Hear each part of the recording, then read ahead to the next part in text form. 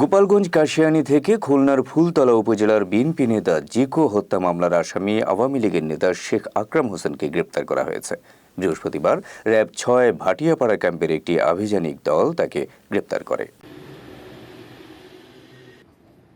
সূত্র জানায়, বৃহস্পতিবার রাত ৮টা ৩০ গোপালগঞ্জ জেলার কাশিয়ানী উপজেলার ভাটিয়াপাড়া গোলচত্বর এলাকায় একটি অভিযান পরিচালনা করে র্যাব ৬ ভাটিয়াপাড়া ক্যাম্প।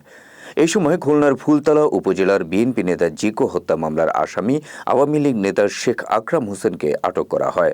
আকরাম হোসেন ফুলতলা উপজেলা আওয়ামী লীগের সভাপতি ও সাবেক উপজেলা পরিষদের চেয়ারম্যান ছিলেন।